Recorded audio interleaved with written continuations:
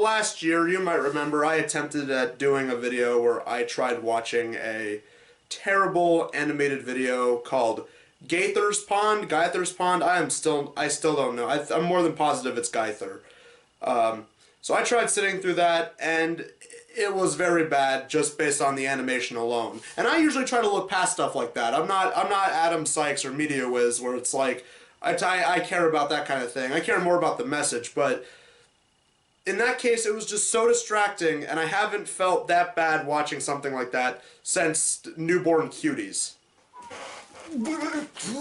After a little suggestion from my fellow content creator, the Critical Kid, he showed me another video series from the same company that made GAITHER'S Pond, and it's called The Homecoming Kids. And the special that I watched, in this case, from the Homecoming Kids series, was a little special called God's Zoo. So from what I can gather about this series is you have a series of different kids who have their own little quirks, a couple of adults they hang out with, and they're also accompanied by a puppet bird and a guy in a donkey costume, who, according to this special that we watched, is actually a descendant of the talking mule from the Old Testament story. Comes from a long line of talking donkeys. He's a descendant of Balaam's donkey. You know, the one in the Old Testament. So the overall premise of this episode that we watched, God's Zoo, is as follows. The puppet bird says that his world-famous cousin is going to be at the local zoo, and that he wants to invite everybody to go down there. So they do, except for these two older people who we'll see a little bit later. We gotta get to the pond.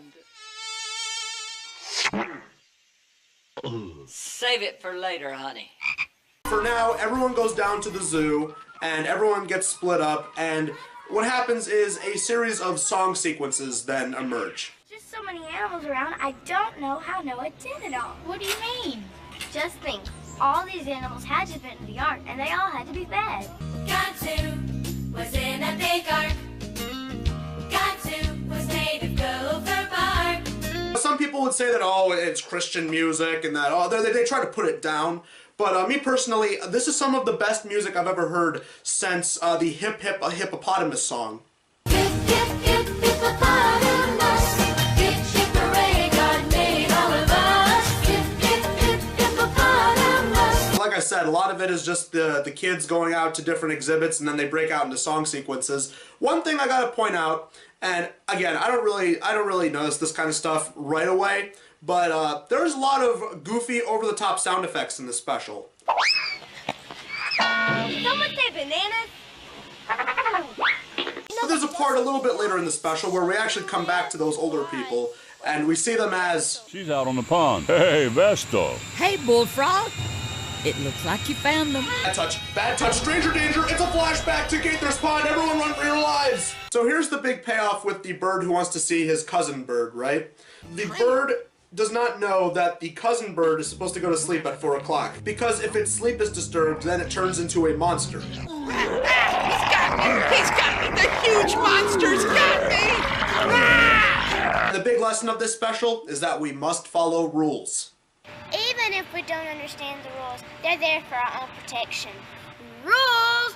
Rules! Yeah. Well, I don't know about you, but rules being cool, now that is a lesson that I could totally get behind, dude. So overall, Homecoming Kids God's Zoo is, it's okay.